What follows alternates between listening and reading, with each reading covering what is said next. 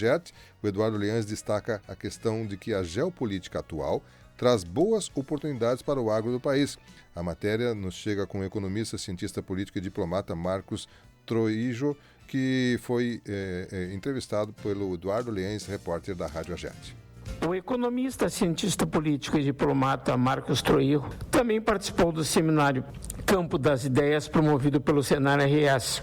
Ele disse que o Brasil tem oportunidades nas exportações do agronegócio com o atual cenário geopolítico no mundo. Ele falou primeiro dos efeitos do tarifaço do governo dos Estados Unidos. É uma pena que as duas maiores economias do continente americano, duas maiores democracias do Ocidente, em vez de estarem trabalhando mais próximas, estão impondo restrições umas às outras. O Brasil está perdendo oportunidades. O mercado interno americano importa 3,6 trilhões de dólares por ano. O Brasil, mesmo antes do tarifaço, ocupava apenas um pouco mais do que 1% disso, 41 bilhões de dólares de exportações. No dia 2 de abril, quando o presidente Trump anuncia a sua política de comércio justo e recíproco, o Brasil estava alocado inicialmente uma tarifa de apenas 10%. O Brasil é um país muito peculiar, né? Dado o seu perfil econômico, ele é um dos poucos países do mundo que tem superávit comercial com a China, mas tem déficit comercial com os Estados Unidos. Então, pensou o seguinte, como só ficou 10% para mim e 10% e os outros estão com alíquotas maiores, o cenário até que não está tão ruim para nós. Mas aí veio o 9 de julho, veio a carta publicada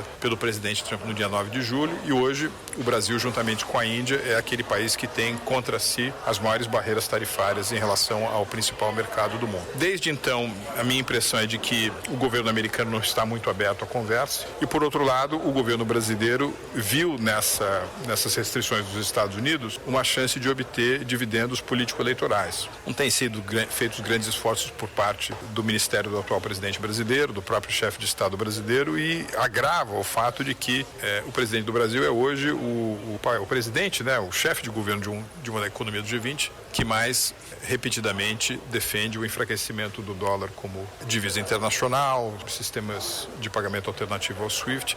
Então nós estamos num momento muito difícil, muito complexo da nossa relação econômica com os Estados Unidos. Marcos Trujillo diz que vê oportunidades para o agro brasileiro com a geopolítica atual. Sim, é um mundo que continua a crescer do ponto de vista populacional. Há uma coincidência que é razoavelmente rara, né, na história econômica, que é o fato de que países de grande contingente populacional, como é o caso da Índia, como é o caso da China, como é o caso da Indonésia, são também as economias que mais acrescentam demanda, né, na expansão do PIB mundial. E quando você tem um crescimento econômico tão vertiginoso, num espaço tão curto de tempo, e a partir de patamares de renda baixa, né, como são as rendas de muitos desses países, sobretudo do Sudeste Asiático, é natural que qualquer movimento apreciativo de renda seja orientado para o consumo de calorias, de nutrientes, ou seja, áreas em que o Brasil e o agronegócio brasileiro tem muitas vantagens comparativas. Falou das dificuldades da relação atual entre Brasil e Estados Unidos. Quando você tem um acidente aéreo, em geral, várias coisas que não podem acontecer acontecem e mais ou menos ao mesmo tempo. Então, você tem hoje pesando sobre a relação Brasil e Estados Unidos, o julgamento do ex-presidente Bolsonaro. Você tem a maneira pela qual o Brasil tem lidado com as chamadas empresas de tecnologia dos Estados Unidos, as Big Techs. Você tem o fato, sim, que o Brasil pratica para importações americanas uma alíquota muitas vezes maior do que a que eles praticam em relação a importações brasileiras. Você tem essa dinâmica específica, né, que nós poderíamos chamar de uma Guerra Fria 2.0 entre os Estados Unidos e a China, e hoje em Washington cada vez mais o Brasil é visto como um aliado da China. O presidente do Brasil é um dos principais críticos, né, do dólar como moeda internacional e de sistemas alternativos ao SWIFT. Então tudo isso acontecendo ao mesmo tempo cria o que a gente poderia chamar de tempestade perfeita, que demorou um tempo para atingir o Brasil.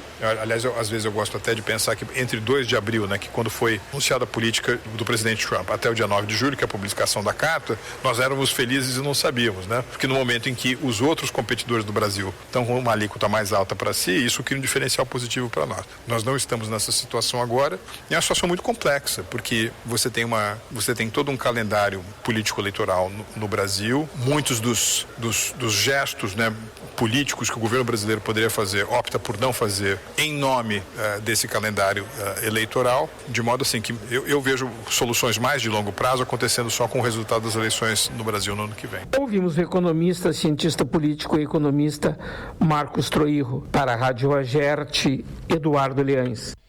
Valeu, Eduardo. Obrigado pelas as informações de uma pessoa que é economista, cientista político, diplomata, né, Marcos Trujillo, e que avaliou essa questão da atual geopolítica para o segmento do agro aqui no Brasil, e certamente isso impacta diretamente aqui para nós também.